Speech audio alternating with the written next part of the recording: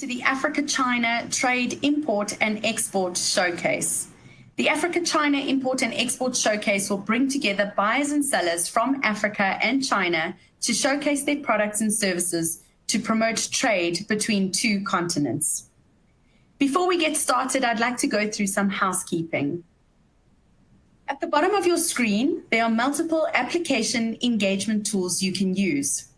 All the engagement tools are resizable and movable, so please feel free to move them around to get the most out of your desktop space.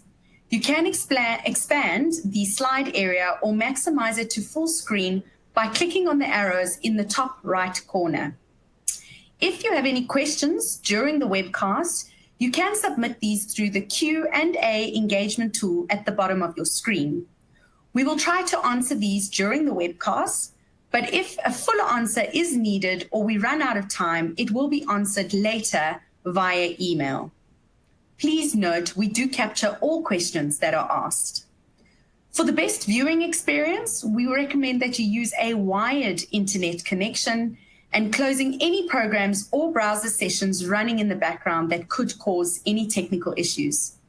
For the best audio quality, please make sure your computer speakers or your headset are turned on and the volume is up so that you are able to hear our presenters. Some networks cause slides to advance more slowly than others, so logging off your VPN is recommended. If your slides are behind, pushing F5 on your keyboard can help to refresh the page. You can find additional answers to some common technical issues located in the Help Engagement tool at the bottom of your screen. So I'd like to welcome our first speaker, who is from the Hunan province, Mr. Li Zingqiu, the Deputy Director General, Department of Commerce of Hunan Province. Over to you.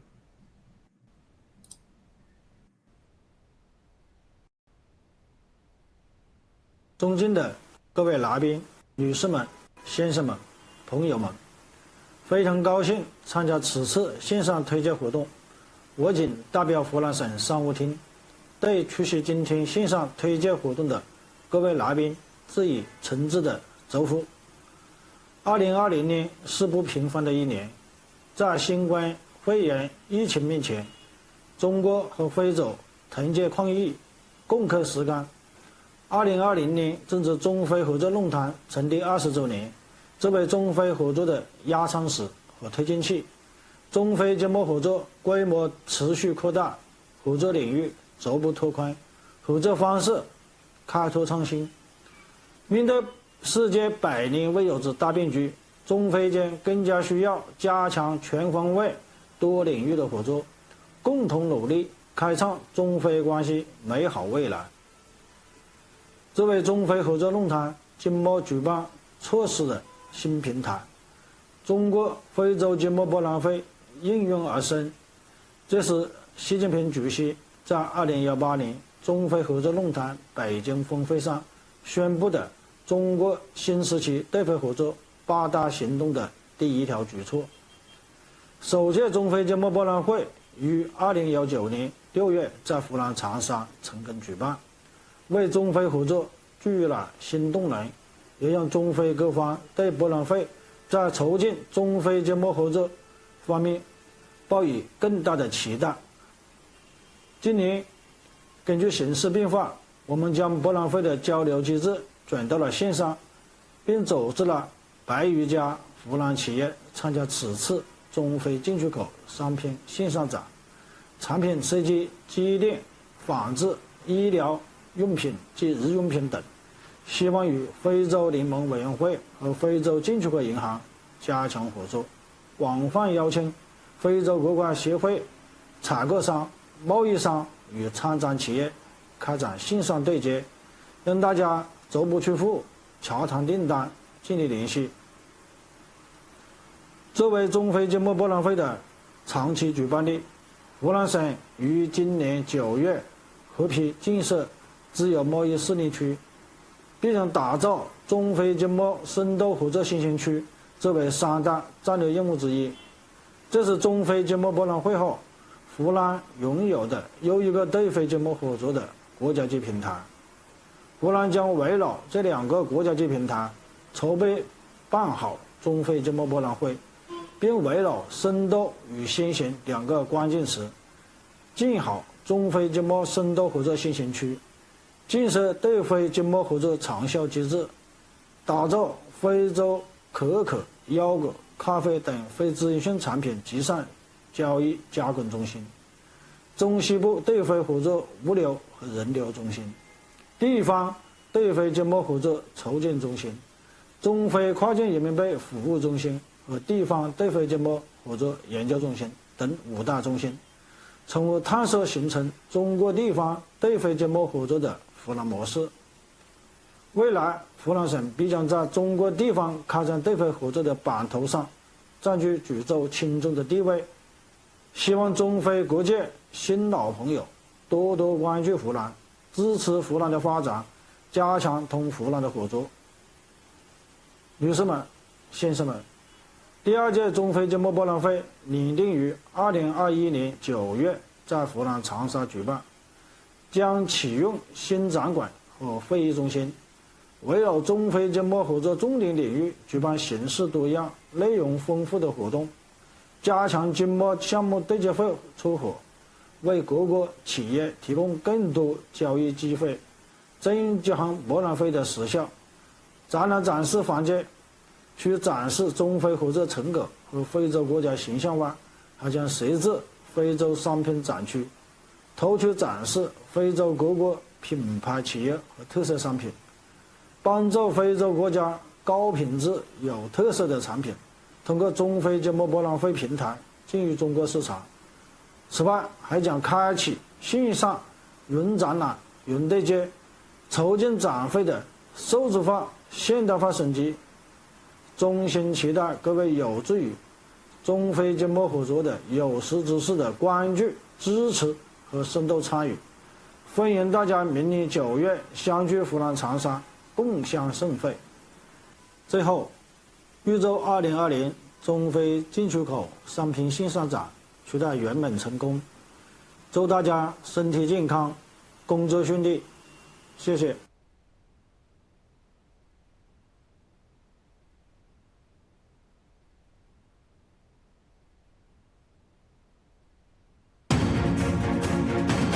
开放、合作、共赢。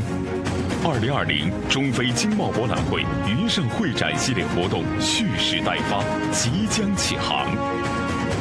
中非线上供需对接会、网上购物节、进出口商品线上展，3大平台全方位呈现云上展览，项目对接、投资洽谈、论坛研讨、跨境电商5大经贸活动场景。为合作带来新机遇，为发展注入新动能。中非经贸博览会诚挚邀请您关注和参与，共同开创中非经贸合作美好未来。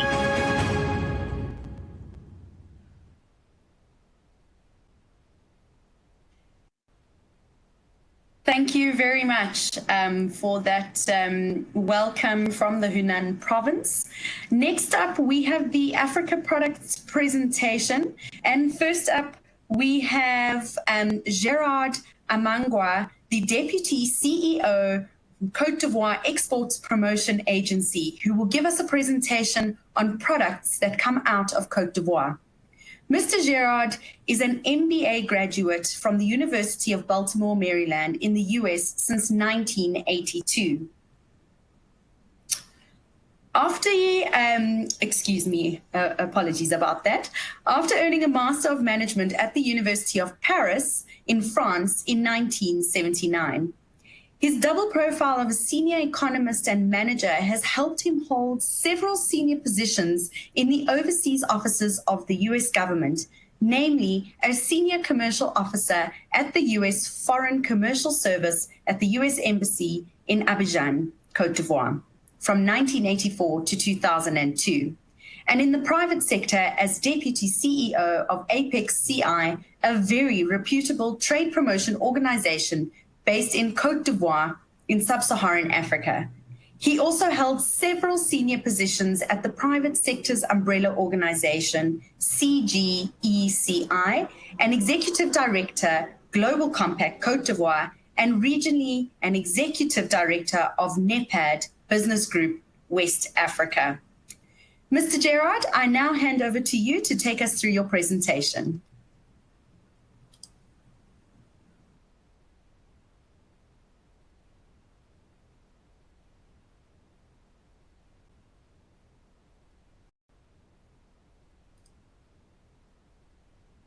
Mr. Gerard, are you with us? Please turn on your mic.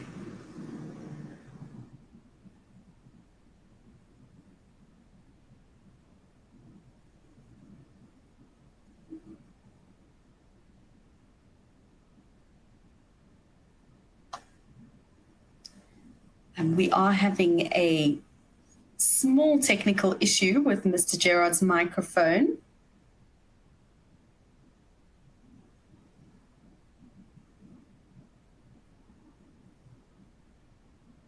Mr. Gerard, are you with us? Please turn on your mic and take us through your presentation.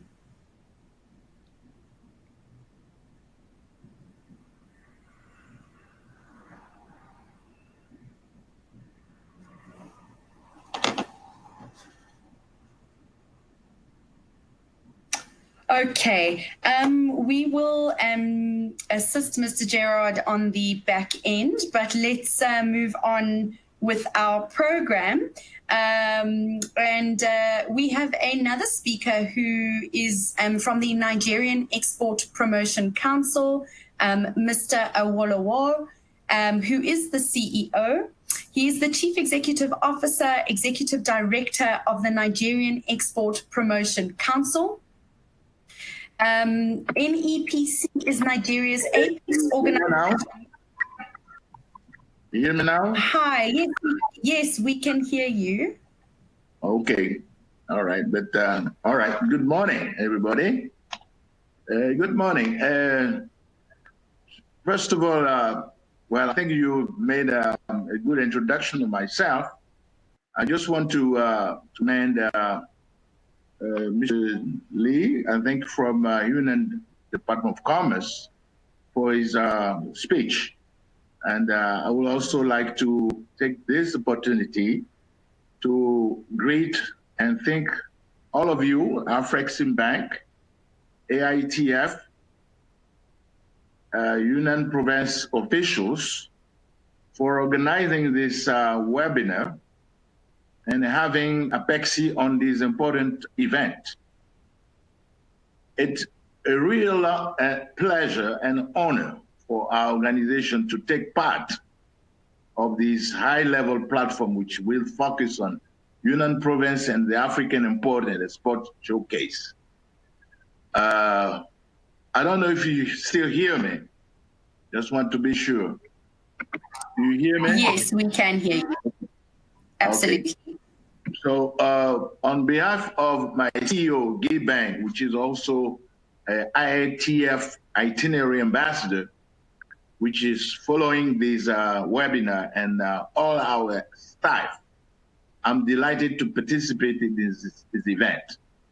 So if I can show you my presentation, I don't know if I have it on the screen. Yes? Okay. Yes, it is on the screen. Okay, it's on the screen. And to move on, I gotta do when? You have it now? Okay, do you have the second page on the contents?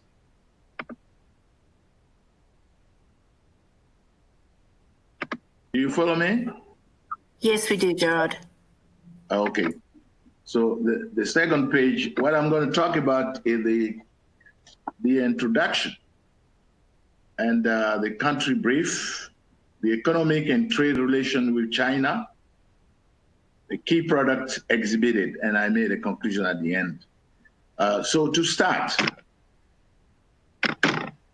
I don't know if you can see it, but I don't see it on my screen. Since 1997, our organization has positioned itself as one of the most experienced trade promotion organizations in sub-Saharan Africa. The mission of our organization is to promote products and services made in Côte d'Ivoire to the international marketplace. Our staff are bilingual and private sector-minded approach. And we have also a database of local and international consultants, more than 200 consultants. As far as the products are concerned, we have three major products. We have what we call FAMEX, which is a portfolio of sectorial studies and support programs that we propose to our clients.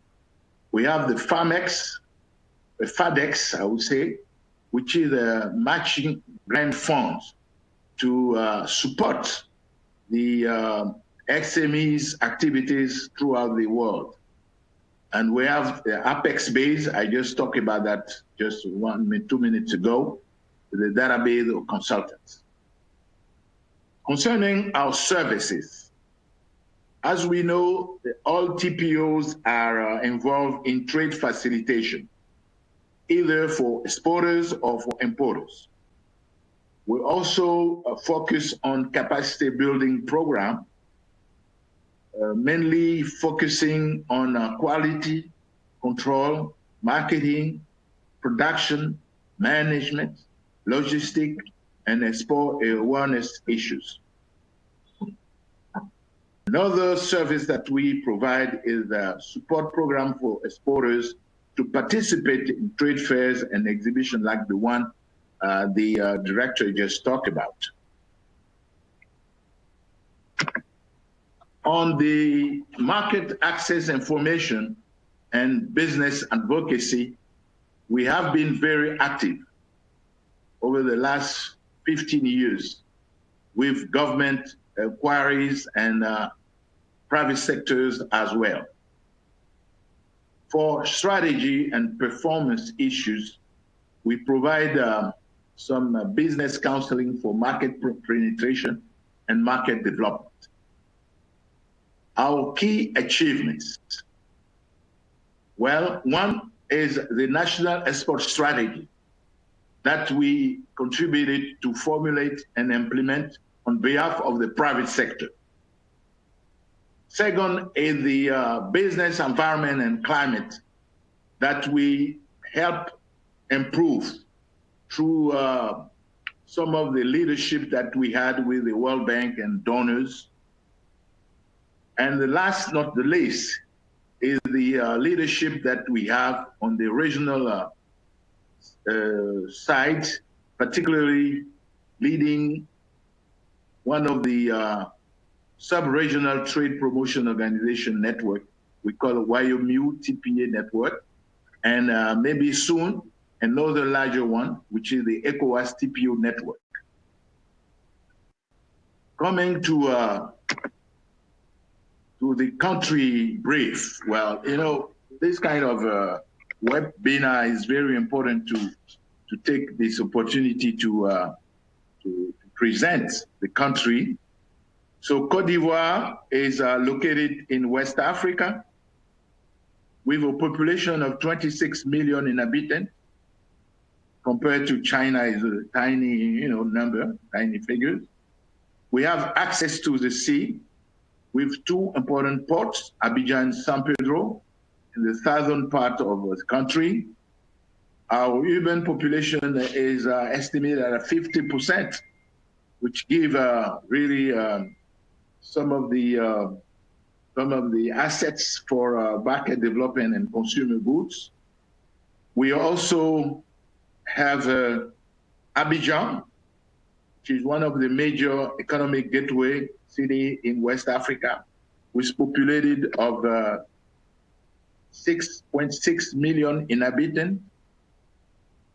Other cities involve Yamoussoukro, which is the political capital, Bouaké, Daloa, Gagnoa, San Pedro, Korogo.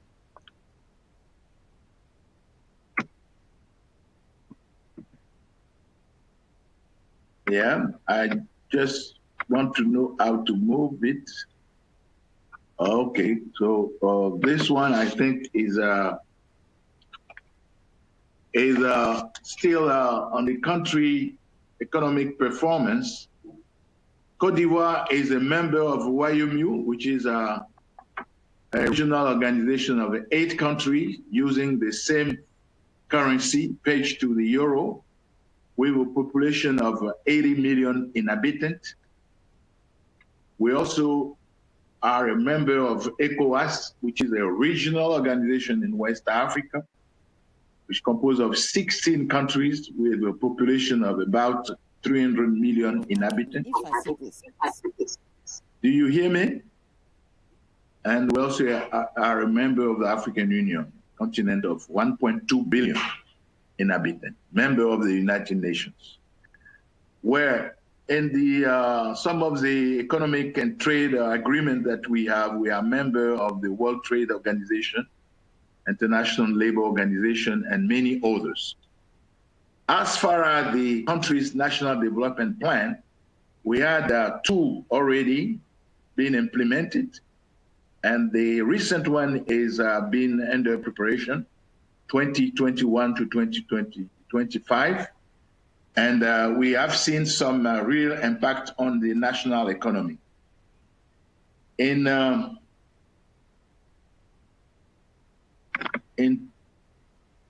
2011, we had an economic recovery plan to deal with post-electoral crisis that we had in 2010. In 2015, the second National Development Plan had about more than 27 billion US dollars with 60% contribution from the private sector. And currently, we are finalizing the recent one with the objective of more industrialization, manufacturing, and industrial-based expansion, including numerous ready industrial park areas and agribusiness facilities. As far as the average rate of growth, we have 8% for the last 7 years. The GDP reached 6 billion US dollars, almost triple since 2010. And FDI climbed to 1.5 billion US dollars in 2019, compared to $350 million in 2010. GDP breakdown is as follows: primary, 24.5 to 15.7. You see a change on the processing. Secondary, 22.4 to 23.2, just a slight increase. And services, which is very important, 33.9 to 42.9.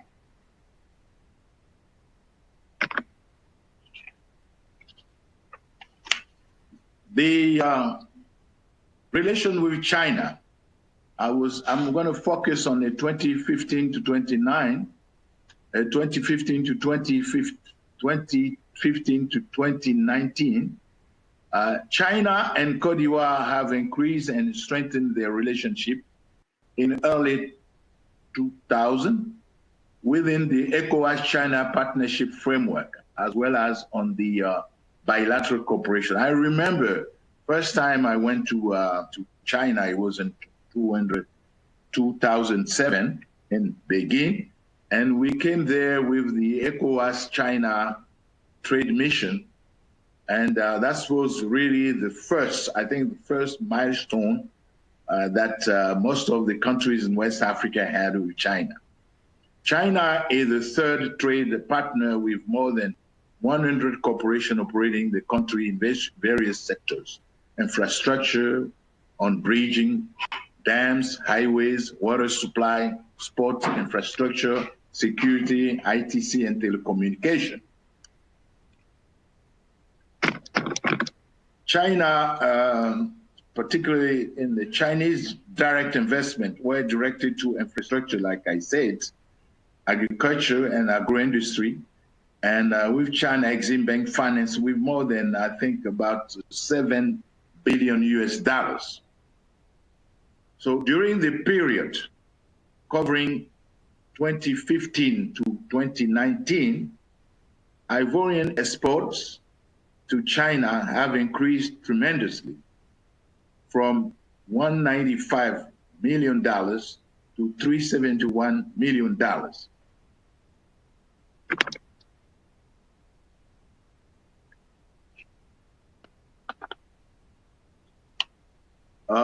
Key products exported to China include rubber products, cocoa beans and derivative products, minerals, cotton products, and cigarette products. Chinese exports to Côte d'Ivoire have also increased during this period. In 2015, from 1.2 to $1.8 billion in 2019. So the key products that China is exporting to Côte d'Ivoire include agricultural equipment and machinery, electronic devices, mechanical apparatus, chemicals, car and tractors. So coming to the main issue that we were talking about, we want to talk about on the key products that I wanted to exhibit for our country. There are several with a lot of export potential. I think it's here, with a lot of potential. Today, the majority are raw materials due to the weak percentage of processing and manufacturing. The current trend is toward raw materials, agricultural and mineral.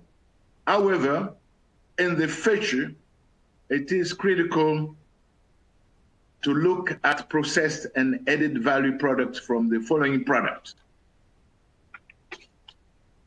One, cocoa and cocoa beans and derivative products. As you know, our country is #1 in the world in the production of cocoa beans, with 40% of the world's supply, about 2 million tons of cocoa beans. These raw agricultural products are used for chocolate making, cocoa paste, and cocoa butter, which is semi-finished product. Currently, these products are exported to Europe and North America mainly. Some are exported to Southeast Asia. And those products are utilized in the world chocolate industry, baking and pastry, as well as cosmetics product and supply. Key stakeholder, right, involve multinational, European, French, American, Chinese and Indian, and local corporation. As for transformation, about 50 is done today, and over the next 5 years, this could reach 75%. There are room for bean exports, processed cocoa, and possibility of cocoa processing investment here in the country.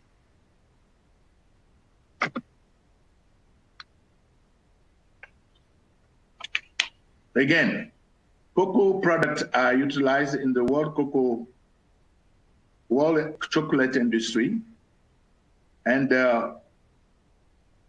we think that there are room for that between China and Côte d'Ivoire.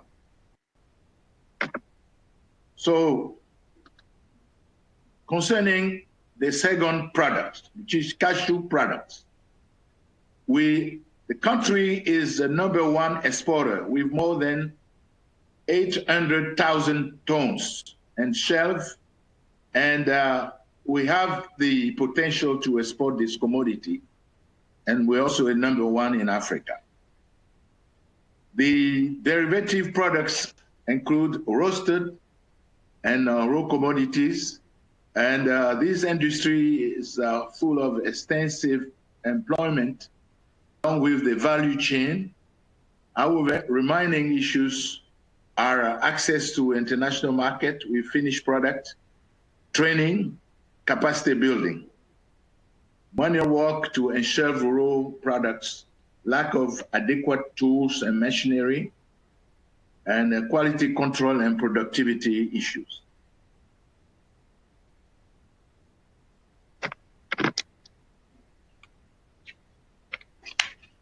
The country is not interested in exporting cashew nut anymore because there is no value on that. But we are looking for some joint ventures projects. And today we have a few local companies produced pack of salt and unsalt cashew nuts, but a lot need to be done, not only for production, but also for processing and marketing finishing products with local branding. Key players are the Conseil and Akkad Cotton, who's been traveling to China, to India, Vietnam over the last 3 years. And this is a regulatory body which dealing with the government and private sector stakeholders. The last, not the least, is rubber and derivative products. The country is a 5th African producer with 700,000 tons per year. Our capacity for transformation is estimated at 500,000 tons. Rubber products are based on the latex. Derivative products that can be manufactured such as golf, condoms, and plastic product and materials. We have first-grade products which meet the international standard, and we also have the rubber certification. Key players include APROMAC, which is the Inter-Professional Association of Rubber Farmers and Manufacturers. Local partners are interested in joint venture to establish rubber plants along with potential international partners.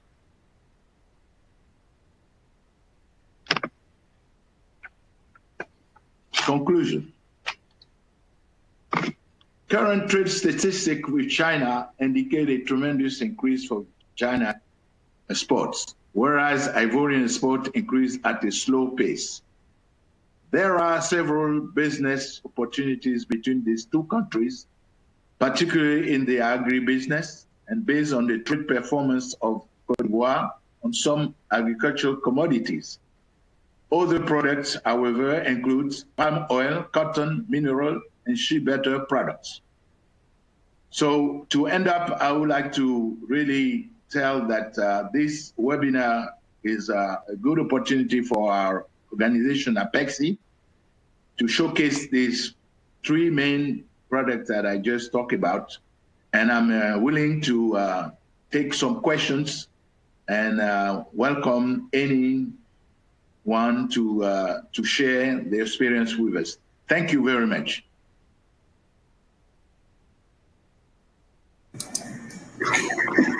Thank you very much, Mr. Gerard.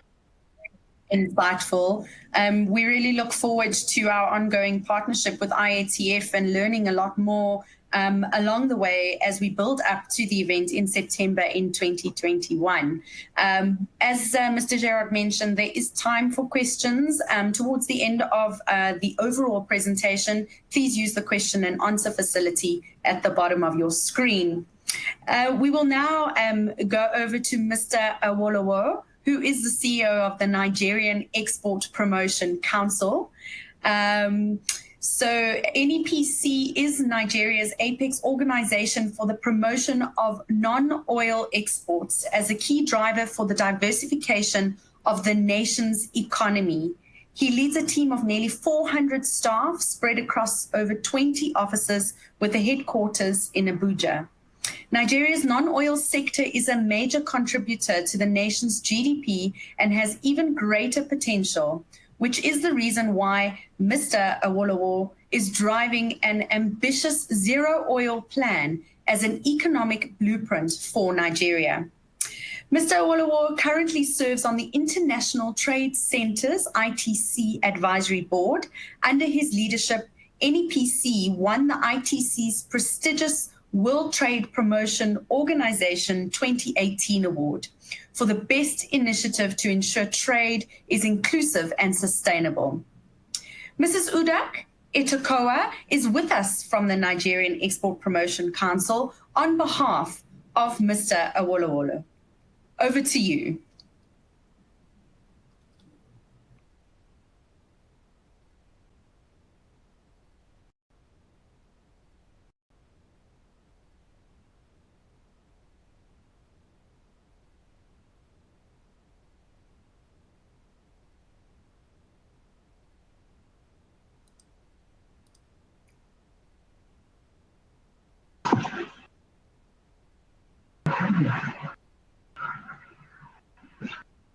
Mrs. Etokoa, are you there? Okay, hello. Yes, I can hear you now. I lost you for a bit there. Good morning.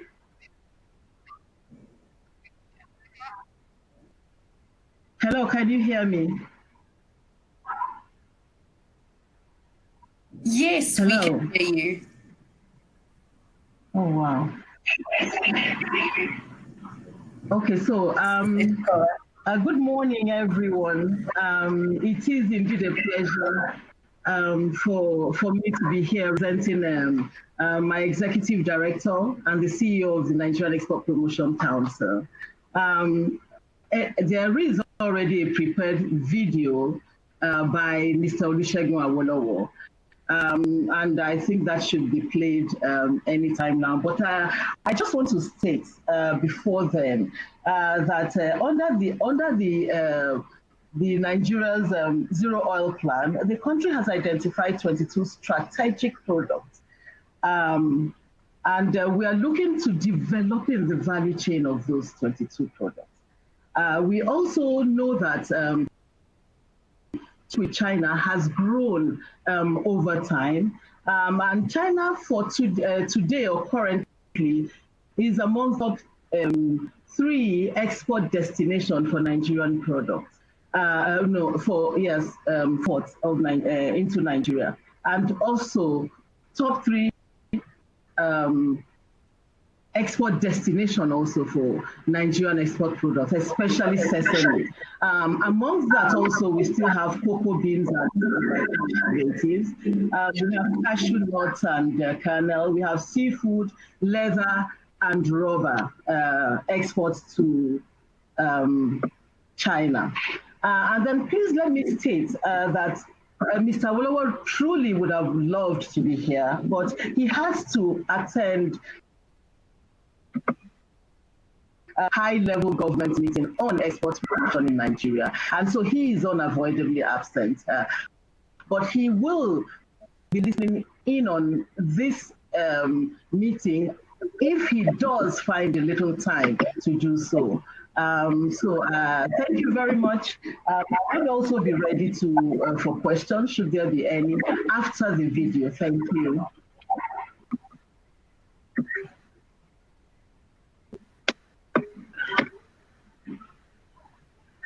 The Nigerian Export Promotion Council is a focal agency of the federal government of Nigeria responsible for developing and promoting non-oil exports and services from Nigeria. Indeed, the council was established to spearhead the diversification of the Nigerian economy from crude oil, which was the major source and still is the major source of revenue for Nigeria. Our vision statement is to make the world a marketplace for Nigerian non-oil products and services. And our mission is to spearhead the diversification of the Nigerian economy by expanding and increasing non-oil exports for sustainable and inclusive growth.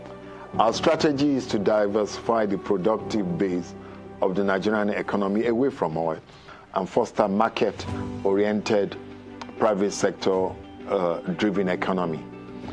Prior to the discovery of oil, of course, the Nigerian economy was largely developed based on proceeds from agricultural commodities. The implication is that we were always big in agricultural production. Unfortunately, we suffered the so-called Dutch disease, relying only on oil, and that is affected our potential in the agricultural sector. Now, we are looking at agricultural products, commodities, semi-processed manufactured goods, horticultural products, processed and manufactured products, solid minerals, arts and handicraft, and of course the export of services, which we feel that Nigeria has the biggest advantage really in Africa. We're based on this, on our mandate, we are looking at the following activities towards promoting and enhancing non-oil exports. Under our export development department, we are looking at product identification, product development, costing and pricing, packaging, and product design and adaptation. We work with support of export incentives for our exporters. We're also providing advisory services and training for them. In export marketing, of course, market research is key. We are providing market advisory services for them. We look at facilitating a trade fair participation once COVID is over, and even participating in virtual trade fairs for them. Now, it's based on this background that the Council has come up with what we call the Zero Oil Plan. The Zero Oil Plan is an initiative which postulates that Nigeria can earn at least additional $30 billion from non-oil sources in near to medium term in Nigeria. Today, our figures are about $5 billion. However, the key questions we ask under the Zero Oil Plan is, what will Nigeria do if she can no longer sell crude oil? How will we survive? What else can we sell to the world? Who will buy from us? How quickly can we prepare Nigeria for a world of zero oil? The plan was initiated in 2015. Implementation has commenced in Q2 in 2016. We have been incorporated in the various economic plans for the country. We're also working to develop what we call our one state, one product, which is that at least each state in Nigeria should identify one product for us that we can export. And that's our OSOP product, which has been developed to ensure inclusiveness in the economic development by carrying along the 36 states and the Federal Capital Territory in this. Above all, the most important thing is the increase of production and productivity. That's what the Zero Oil Plan is all about.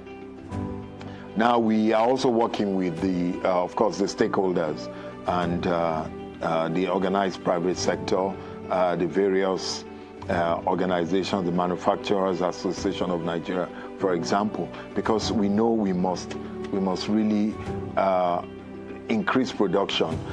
We must get these products at a substantial volume, increase our supply base based on our comparative and competitive advantage. So that is what we were focusing on.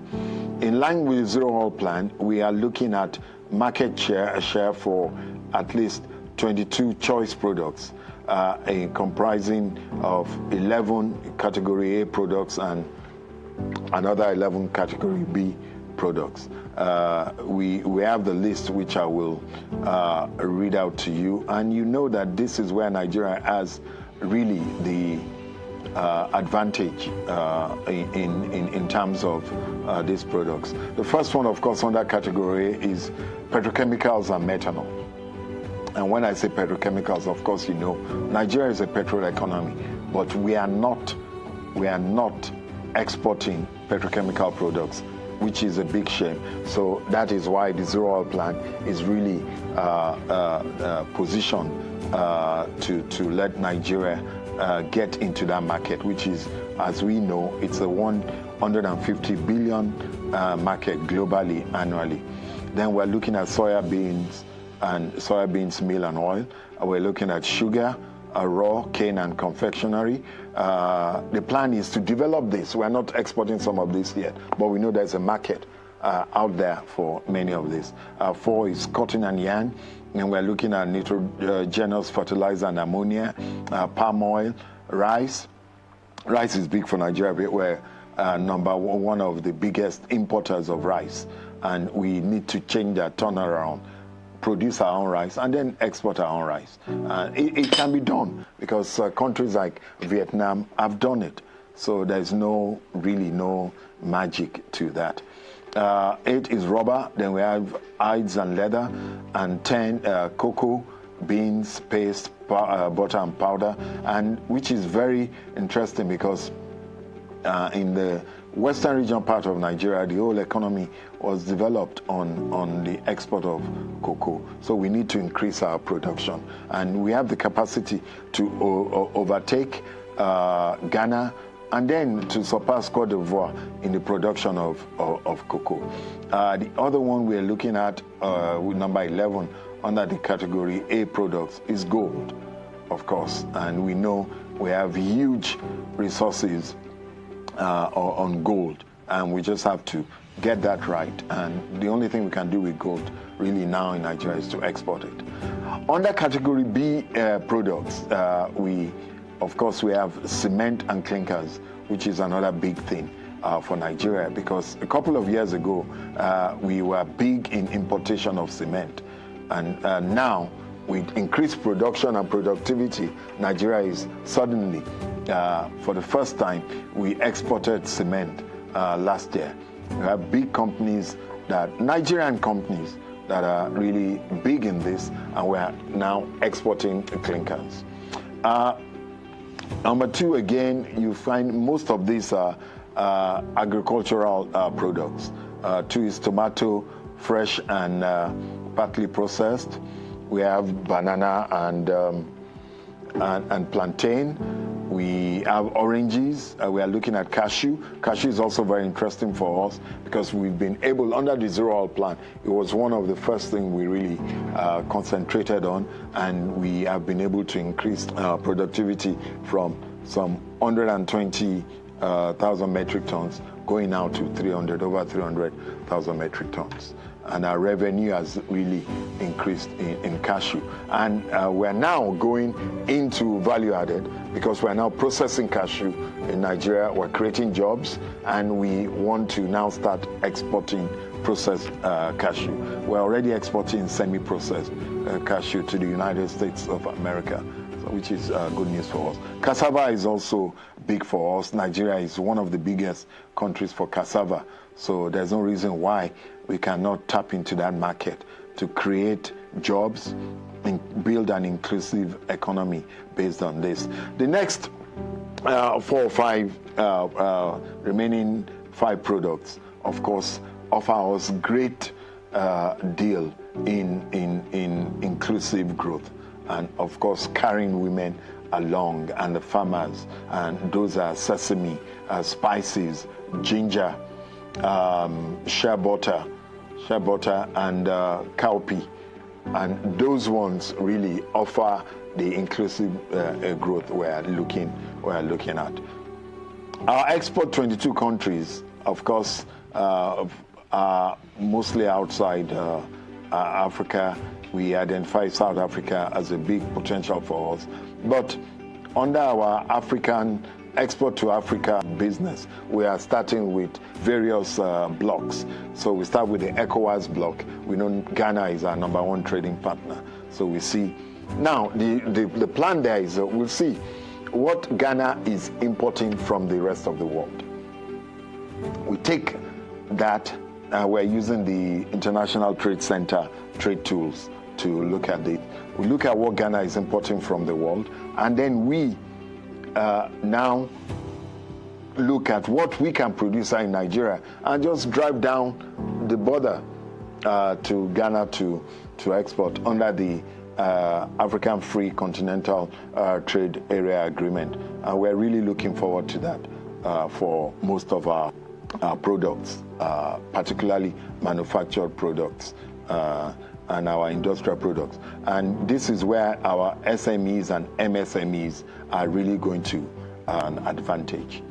Most of those big products, we have the Chinese market we are looking at. Europe is also there, and also to export more under the African Growth Opportunity Act, AGOA, that will soon expire. We are not shy of non-reciprocal trade agreements. If we have to do that, we know Nigeria is in a very strong position. First, when we increase production and productivity, then we will be able to thrive in this market. And that is really where we are. And we are looking forward to trading more in Africa. Of course, the whole idea behind the African Free Trade Area is to increase intra-African trade. And we are ready for that. Thank you very much.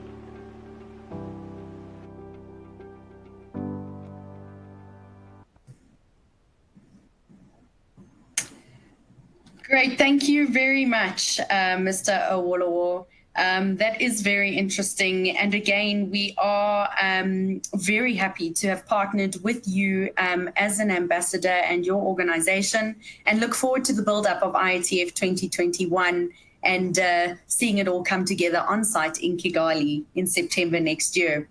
Next up, we have Dr. Raymond Bombuya, the Senior Economist Research and Statistics from African Bank. In 2011, Dr. Raymond joined the African Export-Import Bank as a manager and economist at the Department of Research and International Cooperation. Since 2018, Dr. Raymond is a senior economist at the same department at African Bank. Before joining the bank, Dr. Raymond was an economist in various departments at the World Bank, including World Bank Institute Growth and Competitiveness, Human Development, Operational Policy, and Country Services, and the Middle East and North African, with a focus on the GCC in Washington, D.C. from 2007 to 2011. Dr. Raymond was an adjunct professor of economics at American University in Washington, D.C., where he earned a PhD in economics in 2010. Dr. Raymond, over to you.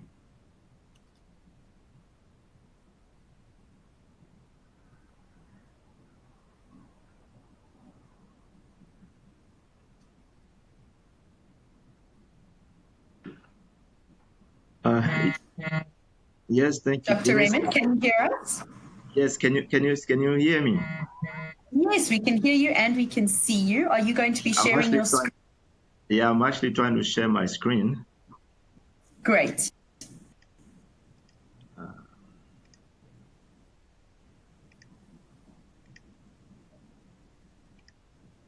Do you see my screen yet? Not as yet. Okay.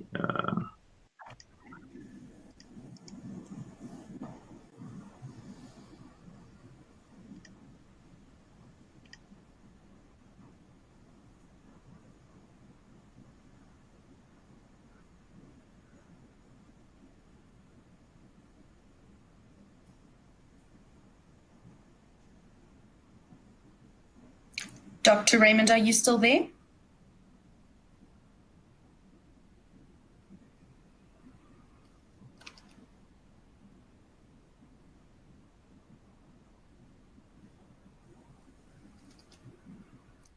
think we may have lost Dr. Raymond. Going to Dr. Raymond, if you can hear me, we're going to move on with the program, just in case we have lost you from a network perspective, and we will come back to you. Okay, so moving on with the program, we now move on to the presentations from exhibitors who are on the IATF virtual trade fair that you had connected to this webcast on. First, to give us some insight into their products is Mr. Leo Chu, the Deputy GM of HNAC Technology Co. Ltd. Mr. Chu has been working in HNAC for power generation and distribution business since 2011. His first power generation project started from Primorsky region, Russia. After that, he came to Pakistan as a regional director for 2 hydropower stations construction works during 2005 to 2016. With his 9 years hydro business managing and works, based on HNAC, its own power generation and distribution advanced technology, he widely communicated and built relationships with hydropower experts and officials from more than 30 countries like Egypt, Sudan, Uganda, Kenya, Ethiopia, Senegal, Indonesia, Vietnam, Myanmar, and much, much more. With his strong capacity of business counseling and assistance with several countries' energy of ministry and local power coordinator, Mr. Chu has a perfect knowledge of the international power generation and distribution business, especially focused on the solving of problems for small and medium-sized renewable energy project financing, planning, and equipment supply. Over to you, Mr. Chu, to take us through your presentation.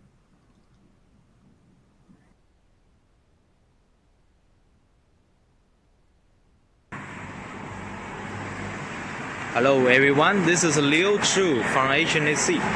What is HNAC? Where is HNAC? Everything about HNAC you will know in the next few minutes. Come on, let's go. Okay, we have arrived HNAC exhibition room. HNAC is established in 1993. Our major business is in water conservancy, hydropower generation, pump station, power transmission and distribution, equipment supply, and engineering works contracting. HNAC is also UNIDO ICSHP control equipment manufacturer based in Changsha, and also we are the IHA International Hydropower Association silver member.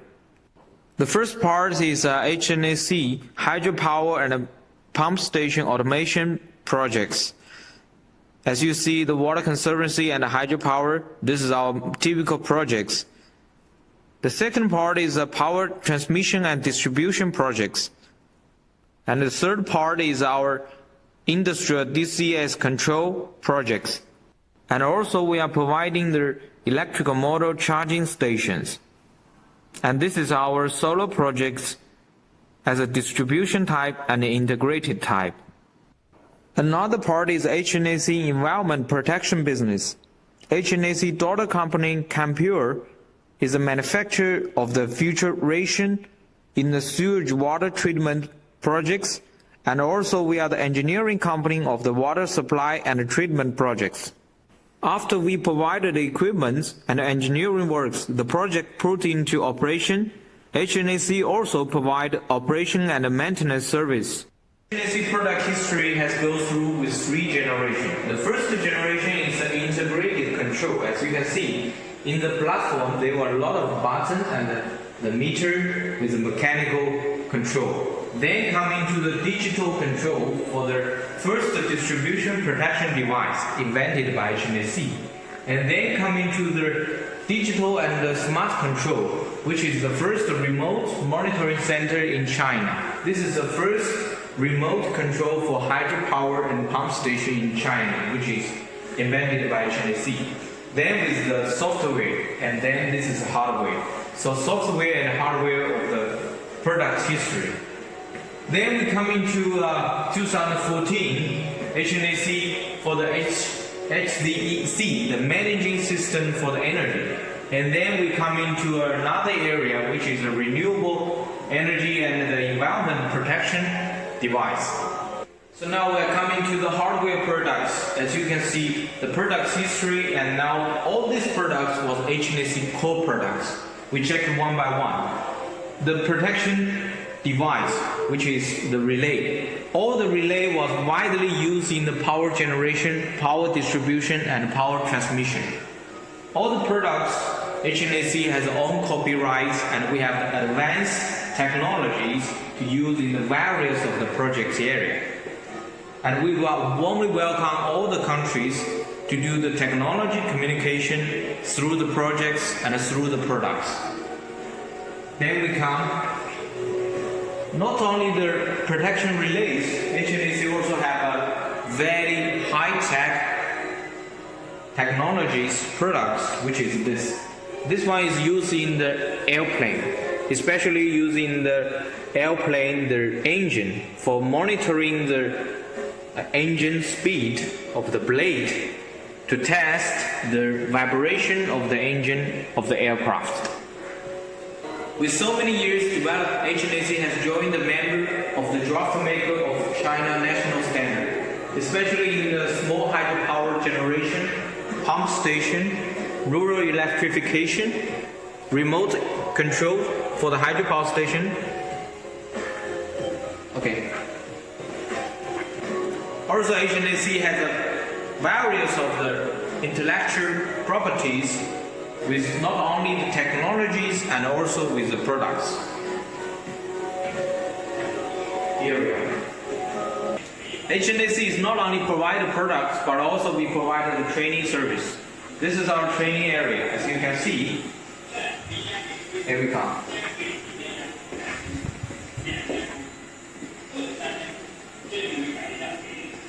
So this is a simulated control area for all the operators and the maintenance engineers from the power station.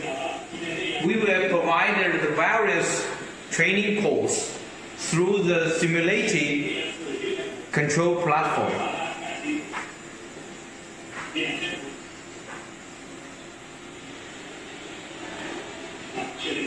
All the control system, our engineers will step by step to teach how to do the components replacements, the engineering faults, alarming system analyzing, and the operation maintenance daily works.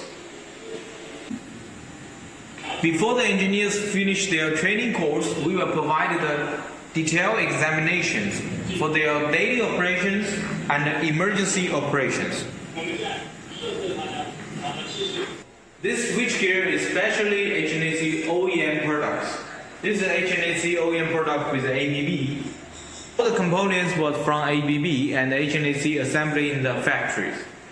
As you can see the logo of the brand. This KY28A series is specialized HNAC products produced by HNAC, but the design was through the national standards. And this is the ABB Unigear ZS1. This product with components from ABB and assembly in HNAC factories, which our company will have a more competitive price, but the same products with high quality.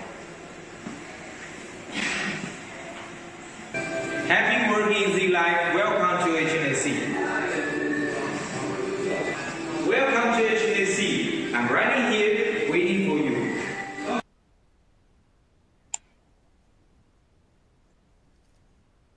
Thank you very much, Mr. Chu. Chu is on the virtual trade fair where you can engage with him via his virtual booth. Next up, we have Ms. Ding Qi from Zhangjiang, excuse the pronunciation, Zhangjiang Ceramic Manufacturing Ltd. from Liling City in Hunan. Ms. Long, Director of the company. Hello everyone, this is Liu Chu from HNAC. What is HNAC? Where is HNAC? Everything about HNAC. Apologies about that. Ms. Long, who is the director of the ceramic manufacturing company, which was established in 1958, formerly known as Yongzheng Factory. In 1998, it was named after, the name was changed to Zhangjiang Ceramic Manufacturing Co. And since it was established, it specializes in producing and exporting daily use ceramic products, including mugs, bowls, and plates. Over to you, Ms. Long.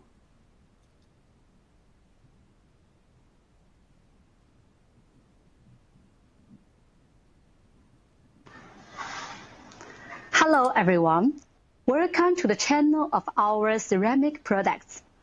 This is Ding Qi from Shanqiang Ceramic Factories. Our factory is established in 1958 and located in Lilin City, Hunan Province, China.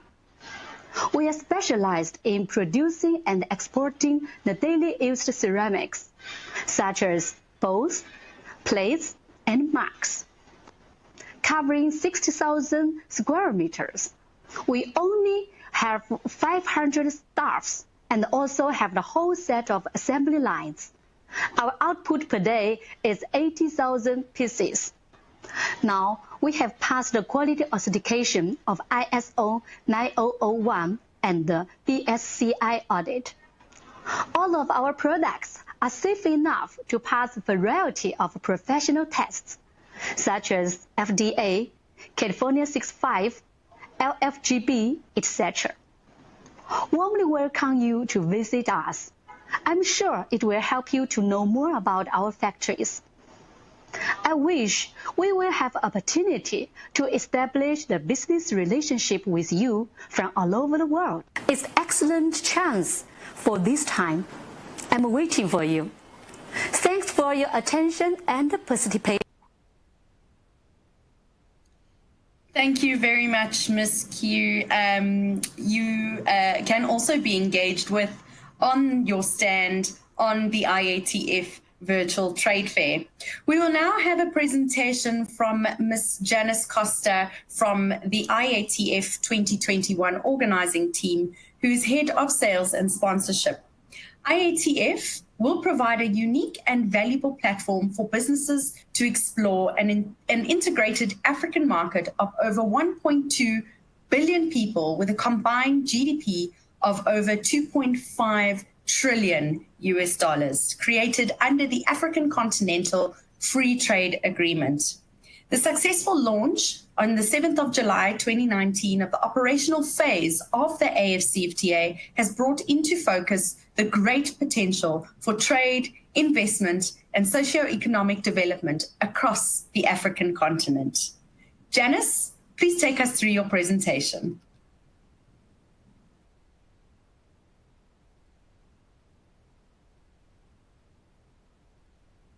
Welcome. On behalf of Intra-Africa Trade Fair, I would like to welcome you today. My name is Janice Costa. I am Head of Sales and Sponsorship for Intra-Africa Trade Fair.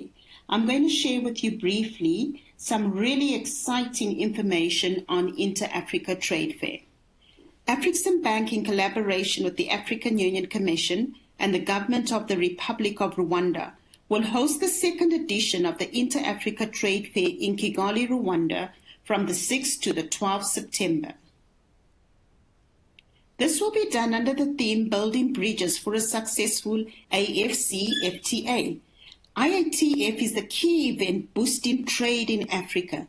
No other event brings together more professionals under one roof.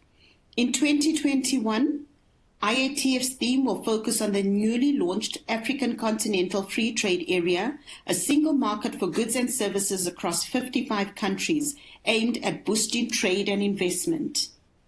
The Inter-Africa Trade Fair will provide a unique and valuable platform for businesses to access an integrated African market of over 1.2 billion people with a combined GDP of over 2.5 trillion created under the African Continental Free Trade Area. IATF objectives are to bring together continental and global players who are seeking business and investment opportunities in Africa, serve as a marketplace where buyers and sellers meet to continue exploring business opportunities, provide a platform for B2B and B2G networking and development of business opportunities, share trade, investment, and market information to identify solutions while addressing challenges affecting inter-Africa trade. And we will also share information about Afrexim Bank initiatives, trade finance, and trade facilitation interventions. The first edition of IATF in 2018 attracted well over 2,500 conference delegates and 1,000 exhibitors from over 45 countries, resulting in over 32 billion worth of trade and investment deals that were closed at the event. The second edition of the Inter-Africa Trade Fair is expected to be even bigger and better and aims to attract over 5,000 conference delegates, 1,100 exhibitors, and over 1,000 buyers from 55 countries who will engage to grow trade and investment on the African continent, and more than 40 billion in trade and investment deals are being targeted at IATF 2021. The key components of IATF 2021 will be the exhibition, Trade and Investment Forum, the Virtual Trade Fair, Creative Africa Program, B2B and B2G exchanges, Country Days, the new IATF Automotive Show, and our exciting Youth Startup Program. The exhibition will offer exhibitors opportunities to showcase their goods and services. It will provide a platform for countries and companies to identify credible partners that can facilitate foreign direct investment flows necessary for expanding Africa's productive capacity.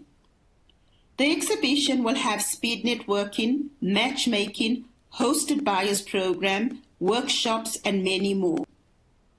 The exhibition will cover multiple sectors and will run for the full 7 days with a jam-packed program. Our Trade and Investment Forum this year, the conference will address topical issues relating to trade finance, payments, trade facilitation, trade enabling infrastructure, harmonization of trade standards, industrialization, regional value chains and investments. There will also be an opportunity for training exporters on how to access the African market and twinning arrangements with other African or global entities. Our virtual trade fair program enables virtual participation by buyers and sellers in the trade fair as a 365 24/7 platform, reigniting economies and allowing inter-Africa trade to continue. The virtual trade fair has virtual booths, hosts webinars such as these, facilitates virtual engagements between buyers and sellers. The IATF Virtual Fair is an innovative and cost-effective platform to promote, educate, and sell your products and services to a larger audience of key players. We also have our merchandise marketplace. This is an opportunity to purchase official IATF merchandise, as well as an opportunity for exhibitors to use the platform through the IATF marketplace to sell their products and services. Then we have our exciting Creative Africa program. We will be showcasing Africa's creative economy. The program will showcase the creative economy in Africa over the 7 days, including a 2-day Creative Africa Summit, 7-day exhibition with a dedicated area to a creative sector, masterclasses, fashion shows, and many more. Another key component is our Country Days. The Country Days segment, which is open for 5 country sponsorship opportunities, will present a platform for these 5 countries to showcase their trade, investment, tourism, and cultural opportunities. Day 1 is dedicated to Rwanda, and the other days have been taken by Ivory Coast, Ghana, and Nigeria. Our new addition is the IATF Automotive Show. This is a dedicated area within the exhibition focused on automotive. This is the automotive's opportunity to showcase what the continent has to offer through various networking opportunities, meetings, and workshops. Another new addition is our IATF Youth Startup Program. We will have a dedicated pavilion for youth startups in Africa where they will showcase their goods and services. IATF 2021 will provide opportunity for matchmaking with venture capitalists, entrepreneurship training, networking amongst the youth, and other delegates. IATF is being promoted and communicated through multiple channels across multiple continents. The campaign includes ongoing promotions about the various components of the event through media buying platforms, including TV and digital, social media and virtual trade fair, and networking engagements through live events across the world. There are various opportunities for you to take advantage of through IATF 2021. Get your brand associated with a captive audience who would be your next big business opportunity. IATF and its affiliates are recognized as thought leaders with networks that reach far and wide. IATF offers customized sponsorship opportunities for businesses, big and small. As a partner, you will benefit from branding rights, access to over 1,000 buyers, 1,100 exhibitors, and 10,000 visitors. IATF is the only platform where you have access to meet 55 African governments, qualified global hosted buyers, and investors. How can you participate in IATF 2021? You can sign up for a virtual trade fair booth, sign up for an exhibition booth in Kigali, register as a visitor online for free, register as a delegate online for free, or you can take a sponsorship opportunity. Should you have any questions, please feel free to contact us directly, and we're more than happy to assist. Our website is being regularly updated with current information. Stay in touch through our social media platforms for the most up-to-date information. We look forward to seeing you in Kigali in September 2021. We are just going to play for you a short video to excite you for IATF 2021. Thank you for listening.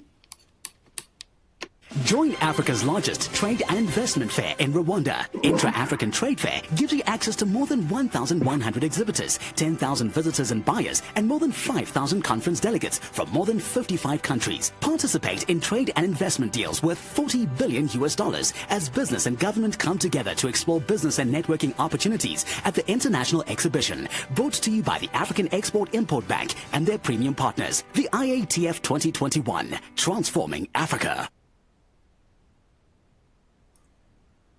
Thank you very much for that very informative session regarding IATF 2021. And as Janice mentioned, should you need any updated information, our website is being regularly updated, as well as the social media channels. And we also have regular engagements on the IATF Virtual Trade Fair platform as well.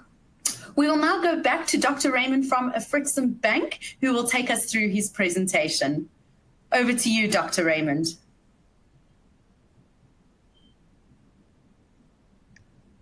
Thank you very much. Could you hear me? Yes, we can hear you. Thank you very much for this. And I'd like to apologize for this technical difficulty.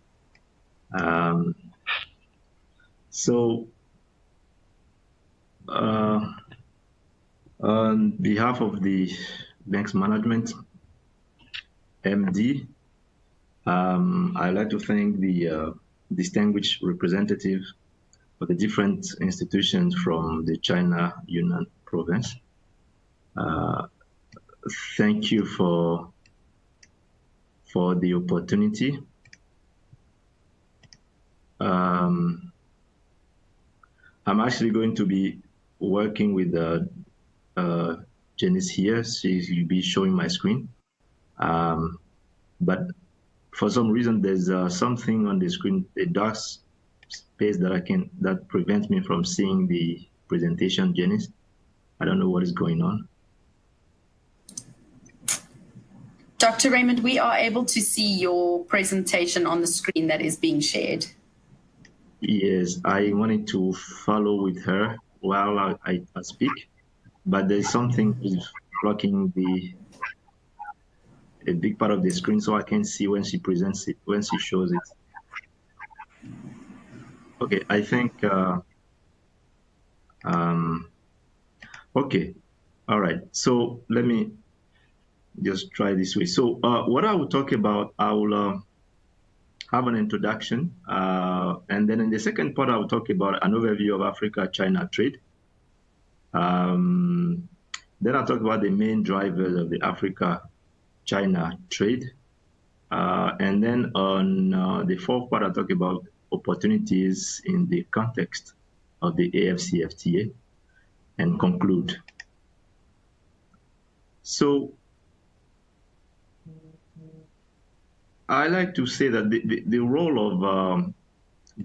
of international trade as one of the key driving forces behind growth, economic development, and prosperity of nations remain unquestionable.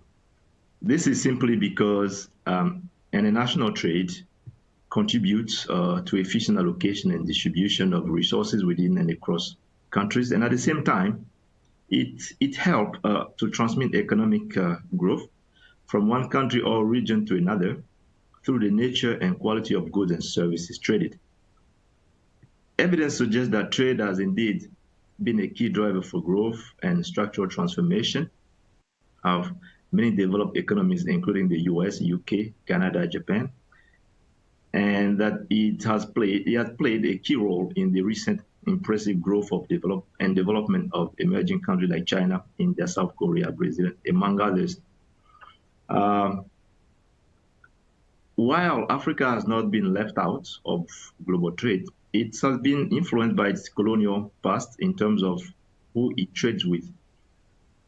However, in an increasingly globalizing world where diversification and strategic partnerships are increasingly becoming important, African governments have been making efforts to diversify their export destination and import sources towards the South, particularly Asia, led by China. So the next section of this presentation, we talk about an overview of Africa trade, discuss the drivers of the growing Africa-China trade, and the opportunity for further expansion of bilateral trade, especially in the context of the AFCFTA. So, as I was saying, Africa has actually historically been traded more with Europe, particularly with the European Union, than any other region in the world. So this is because of this historical and colonial ties between these two parties. What we see now is that the trend has been gradually changing as Africans increasingly diversify their trading partners towards other regions, particularly Asia, led by China. So even though Europe remains the largest export destination of Africa, the share of Africa's merchandise export to that region, which averaged about 40% during the 1990s, has been declining steadily to average about 29% in the decades 2000-2010 and to 26.06% in the decade 2011-2019. However, Asia's share has seen a spectacular increase from just about 4.3% to 13.6% and 23.96% respectively during the same period. So the growing ties between Africa and Asia reached a turning point in 2018 with the weight of China when Asia's share of Africa's export reached 27.43%, exceeding for the first time the share of Africa's export to Europe. And that trend continued in 2019 with the deepening trade tie between Africa and Asia and the steady decline in Africa's export to Europe. So the figure here, Janice, could you move to slide 5, sir.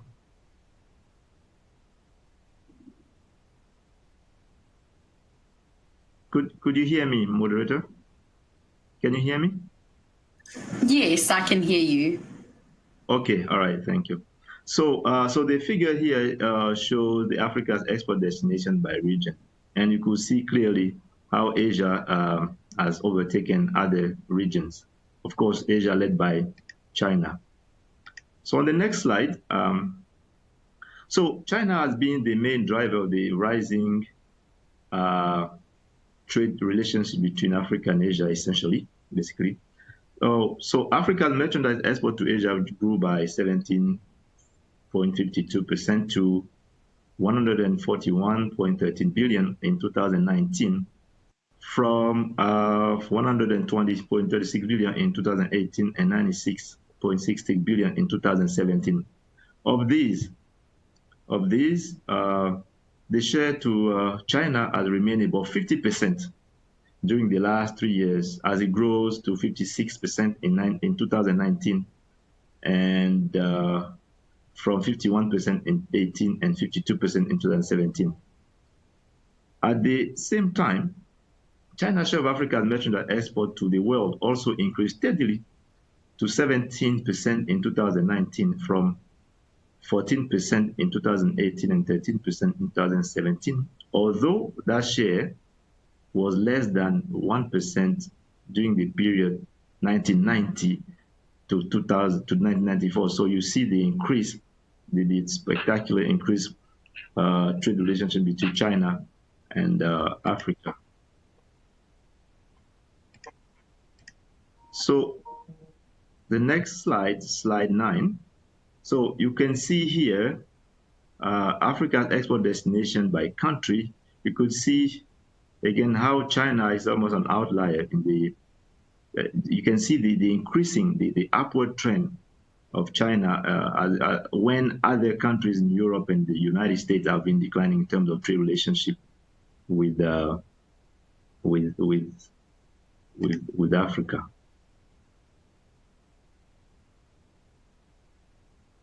So we could also see a similar trend, a similar pattern in when it comes to sourcing of import by African countries. So even though the EU has historically been the largest market for African import, its share of African import has been decreasing steadily, reaching 25.6% in 2019, from 26% in 2018 and 27.4% in 2017. In contrast, the share to China has been trending upward, overtaking other import markets for Africa. So as the graph shows it, again, Africa is importing much more from China than any other countries in the graph here. So this again shows the strength of the trade relationship between Africa and China. The next slide.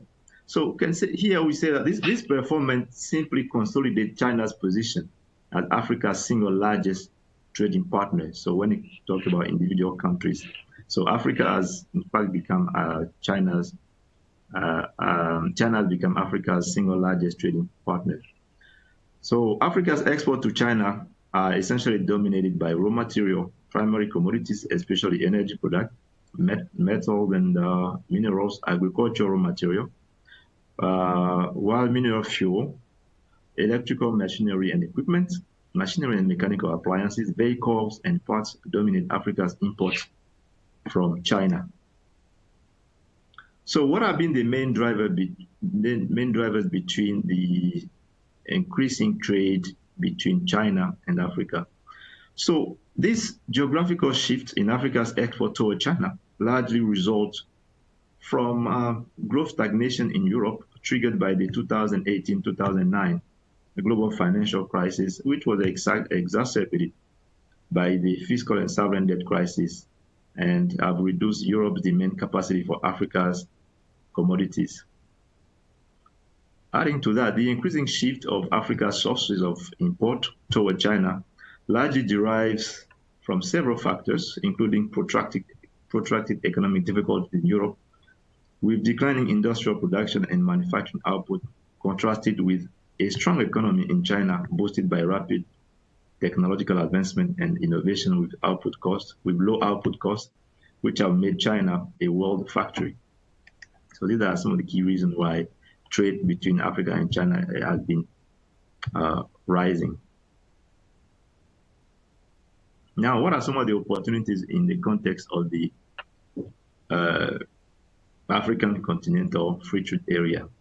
So we do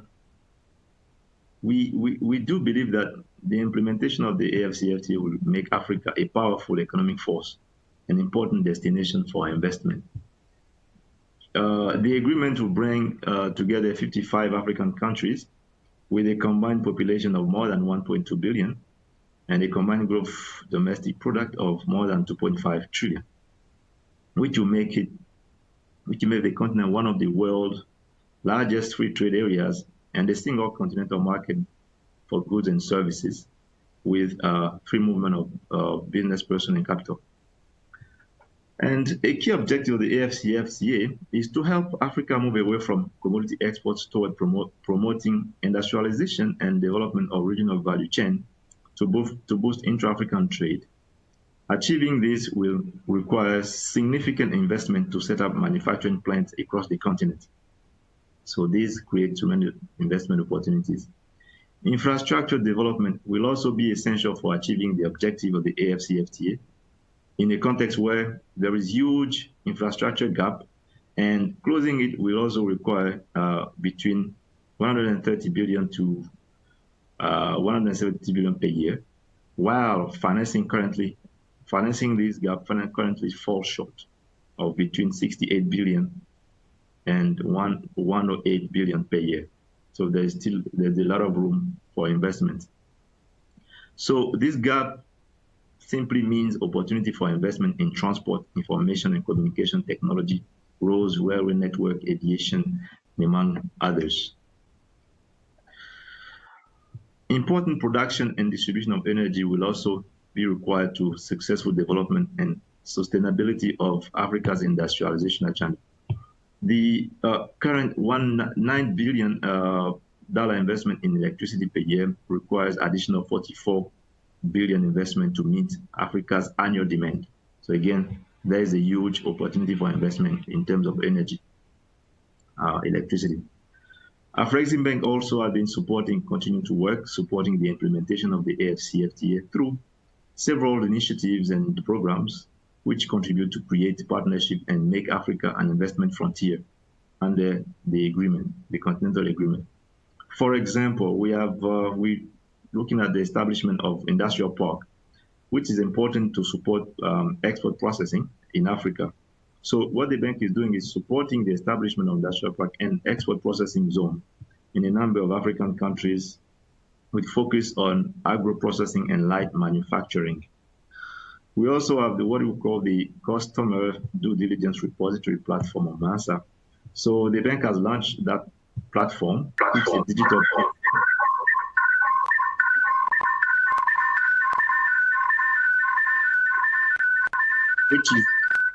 which is a digital platform to improve access to international traders to basic KYC, know your customer, and anti-money laundering information on African entities.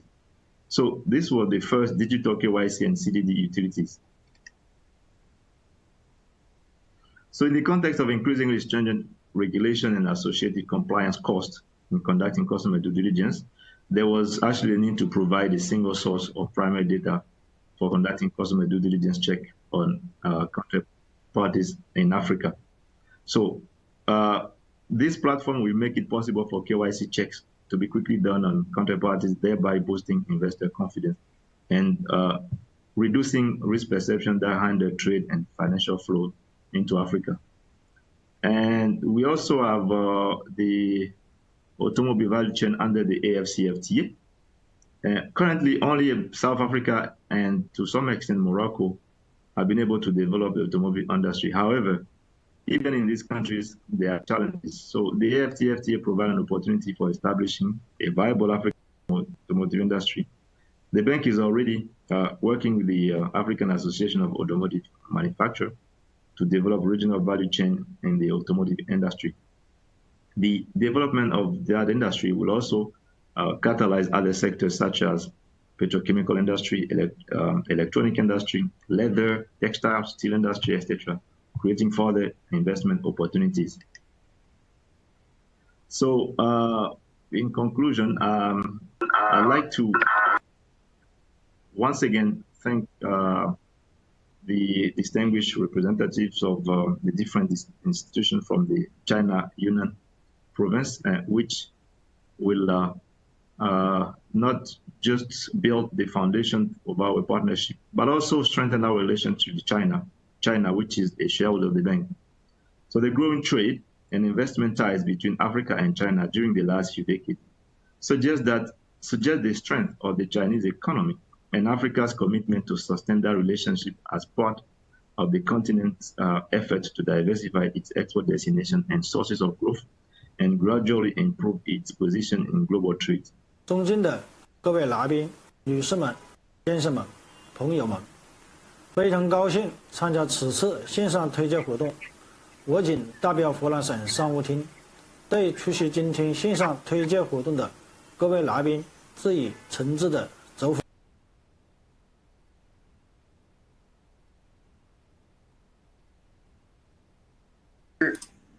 Sorry about that, Dr. Raymond. Thank you very much for those insights on the topic of Africa and China and the interaction of the two from a trade perspective.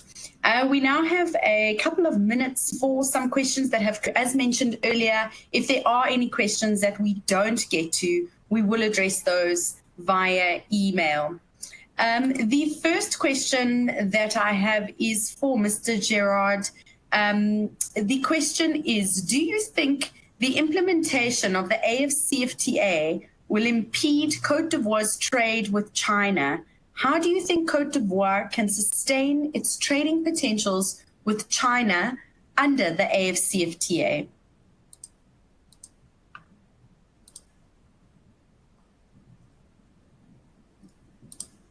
Dr. Gerard, are you there?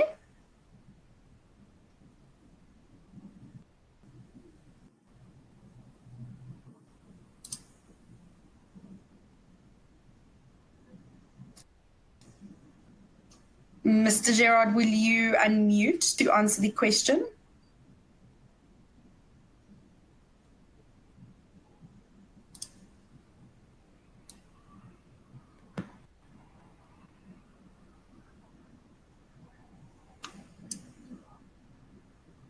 Okay, we'll move on to the next question, and Faith, your question will be answered via... On behalf of Intra-Africa Trade Fair, I would like to welcome you today. My name is Janice Costa. Okay, we will go on to the next question. The next question is for Mrs. Otokowa. Mrs. Otokowa, will you please turn on your microphone and I will read out the question. The question is, will Nigeria look at doing more trade within Africa once the AfCFTA is fully implemented, or maintain exports to China?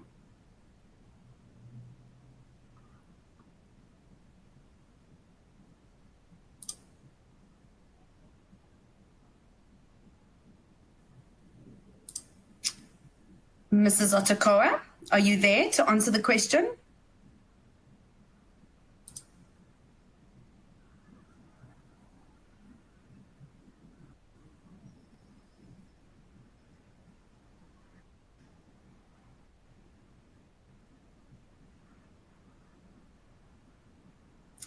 Okay, we seem to be having a few connectivity challenges.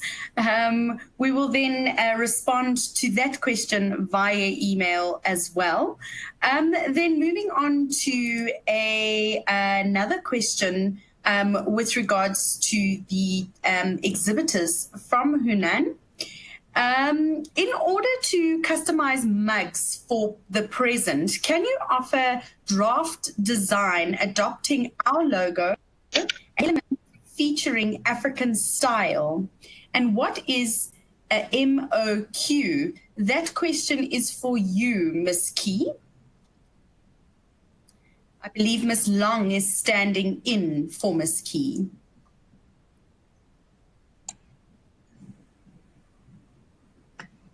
Ms. Long, can you answer that question for us?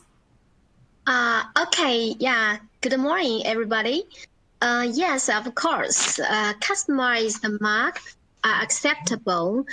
We have our own designer team. We can make them for you according to your requirements. And furthermore, our company can make your samples within 3 or 7 days after confirming the designs. So please let me know the details about the mark you want, such as the shape and size, capacity, and the dimension, weight, and so on. So our MOQ is 1,500 pieces per design. Per shape, 3,000. Yeah. It's okay. Great. That's all. Thank you very much for that. Okay, so moving on to the next question, which is for Mr. Chu. Can you offer a small solar power generation equipment and small power management system? For example, building a small solar power station for a village.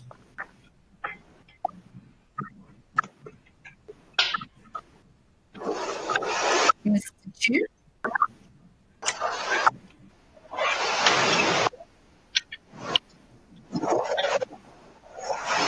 Mr. Chu, are you able to answer that question for us?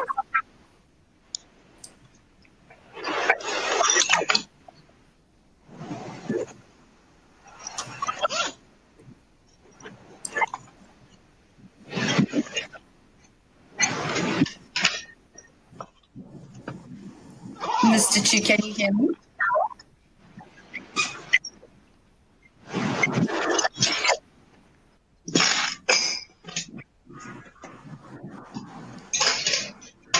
Okay, we will answer these questions by email.